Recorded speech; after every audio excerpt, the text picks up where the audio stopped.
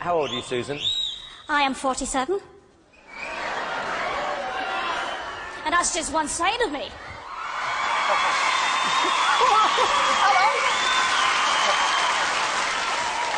Okay.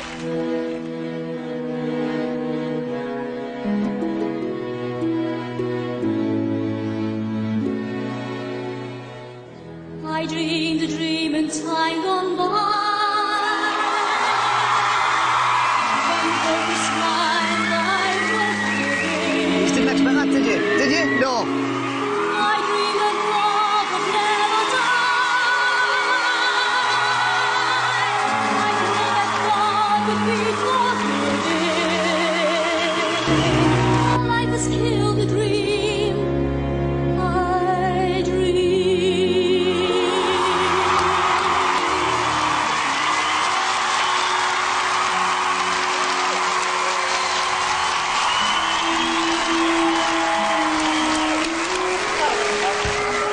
Hello. Hey, come back here. All right. Thank you very much, Susan. Piers. Without a doubt, that was the biggest surprise I have had in 3 years on this show.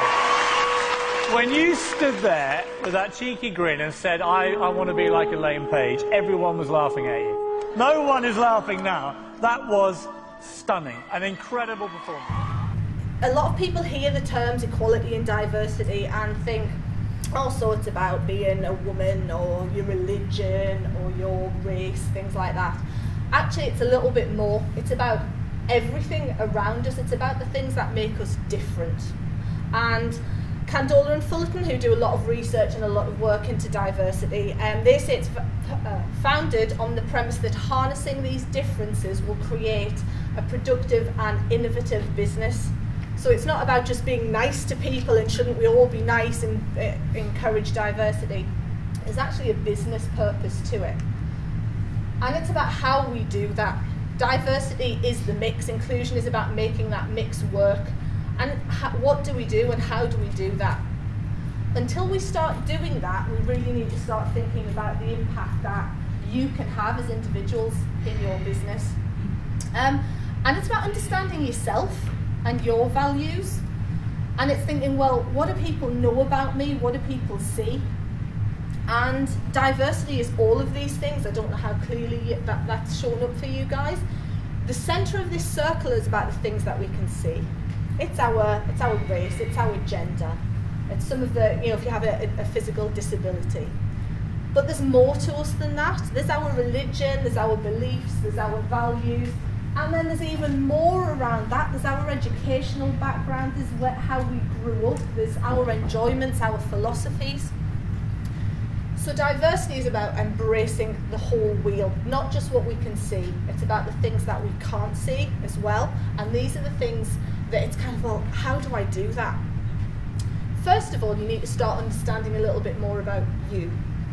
What are your values and beliefs? Do you know what the values and beliefs are of the people that you work with? You spend time talking to the people that you work with about their values and beliefs? What works for them? Values and beliefs can lead to things like stereotypes and prejudice. So, since we've been a little bit interactive already and you seem like you're reasonably willing to talk, I'll give it a go.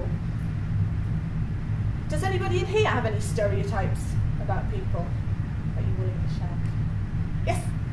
One of them was like, all car drivers are lunatics, and another one car, all cyclists are lunatics. Okay, yeah, absolutely. Every single one in each sense, yeah.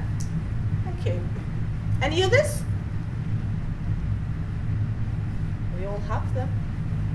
Yes? Women make far better drivers than men. I like that one though. That's statistically true. All Hell's Angels are nasty people. Right? Yeah? I'm off. There must be one. Anybody else?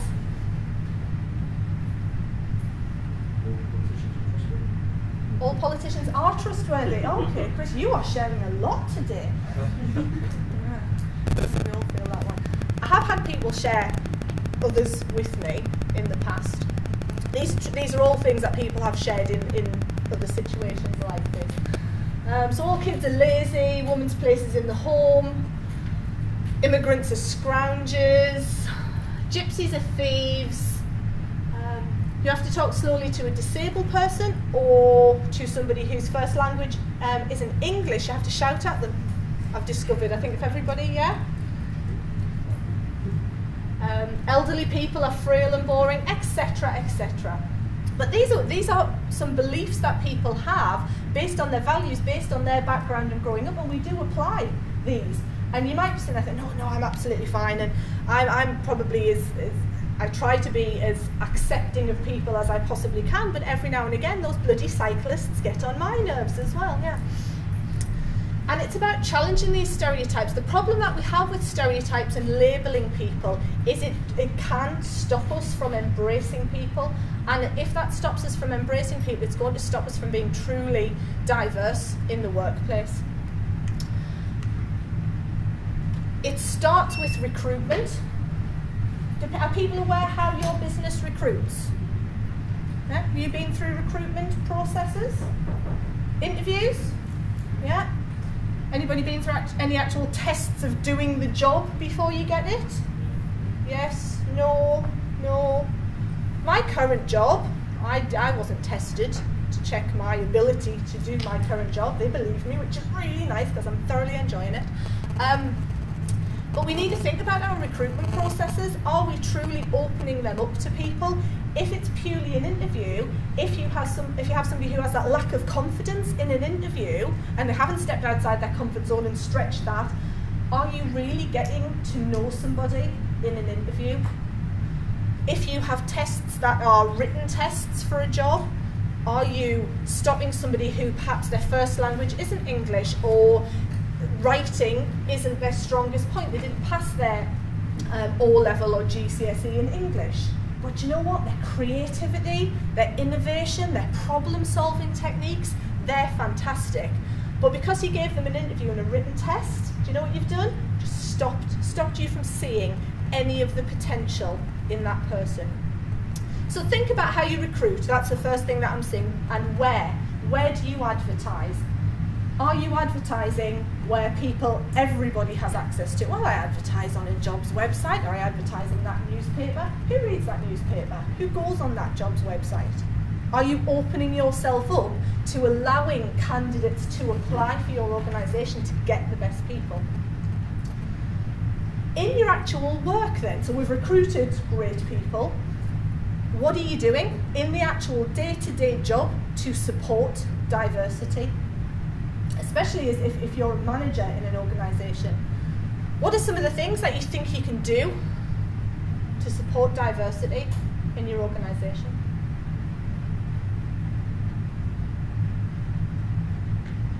Provide a range of, if you're providing training, provide it in a range of different ways. Yeah, absolutely. It includes everybody, yeah, that people can access. Yeah. What else? Like workstations that can be adapted to people's physical needs if they're Absolutely. Yeah. Who said that? Understanding, yeah. What are their limitations? Have they got them? Perhaps they haven't. Perhaps they have. If you don't understand them, you're never going to... Yeah. Talk to people. That a crazy thought that we might do at work. Get to know somebody. And this is something I said, if you were lucky enough to come to my other session, I know Bethany was great, but if you were one of the lucky people that came to my other session, we talked a little bit about getting to know people, because quite often, has anybody heard the phrase, right, well, you just need to leave all your problems at the door, because when you come to work, I want you to work.